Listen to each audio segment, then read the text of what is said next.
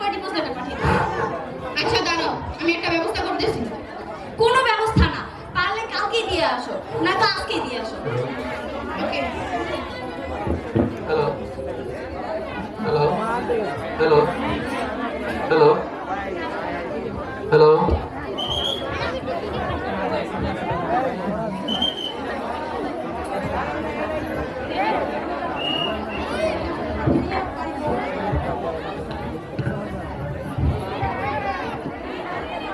মা, বাবা, কালকে তুমি একটু রেডি হয়ে থেকো, তোমাকে নিয়ে একটু বের হবো। কোথায় যাবে রে বাবা? আমাকে তোমার এগুলো জানার দরকার নেই, তোমার রেডি হয়ে থাকতে বলতে তুমি রেডি হয়ে থাকবা।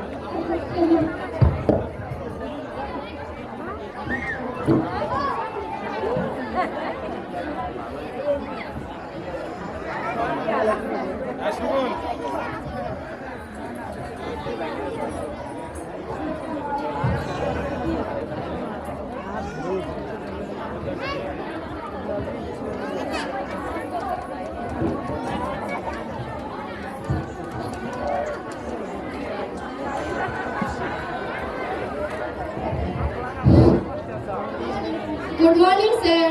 Can I help you? Yes, আমার মাকে এখানে রাখতে চাই। Okay, sir. এই ফর্মটা পূরণ করুন। ওকে।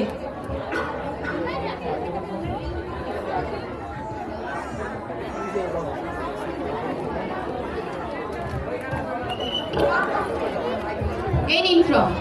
Okay, sir. আজকে থেকে বৃদ্ধাশ্রমে রেখে যেতে পারবো নাকি কালকে এসে রেখে যেতে হবে? আপনি চাইলে আজকেও রাখতে পারেন। ওকে।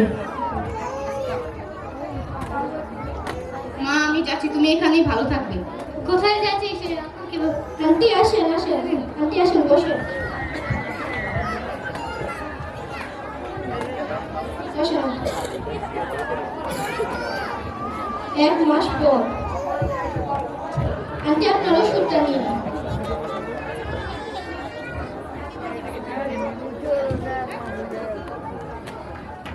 এই যে ওষুধটা নিন। আন্টি, আপনার কি এখন অনেক খারাপ লাগতেছে?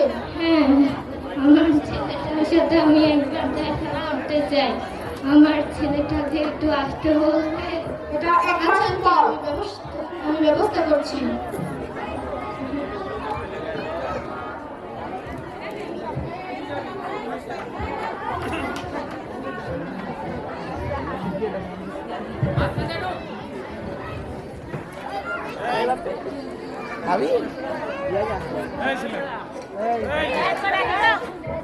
Good morning sir.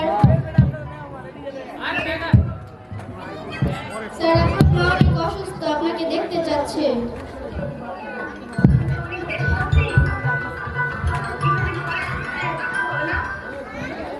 স্যার, আপনি আজকে একটু সময় করে আসেন পারলে।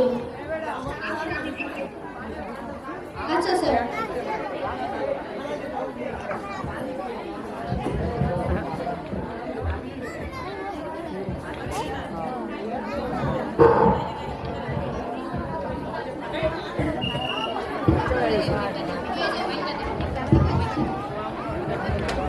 মা, খোকা, তুই এসেছিস? কেমন আছো মা? আমার কথা তো তোরা ভুলেই গেছিস। আমি কি তোদেরকে লালন পালন করেছি আমাকে বৃদ্ধাশ্রমে দেওয়া আসার জন্য? ভুলি নাই মা, কেন আসতে বলছো সেটা বলো। আমি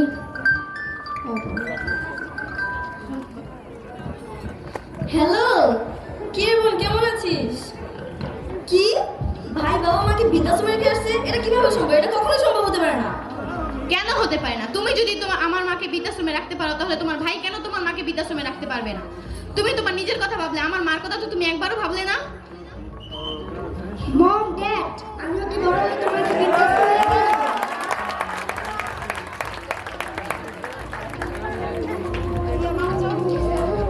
আপনি নিজের মায়ের কথা ভাবলেন, আপনি ওনার মায়ের কথা একবারও ভাবলেন না।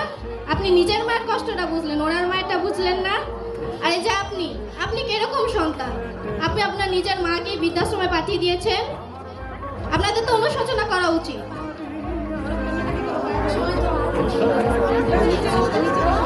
মা, আপনি আমাকে ক্ষমা করে দিন, প্লিজ। মা, আপনি আমাকে ক্ষমা করে দিন।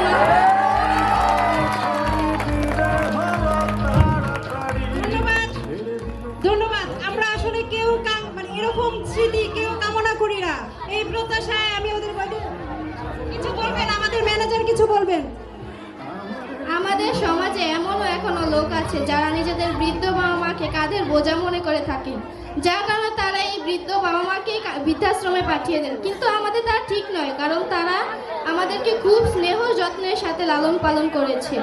তারা নিজে না খেয়ে আমাদেরকে খাইয়েছে, আমাদের মাথার উপর ছাদ দিয়েছে। সুতরাং আমাদের একদমই এগুলো করা উচিত না। এখানেই আমাদের নাটকটি সমাপ্ত।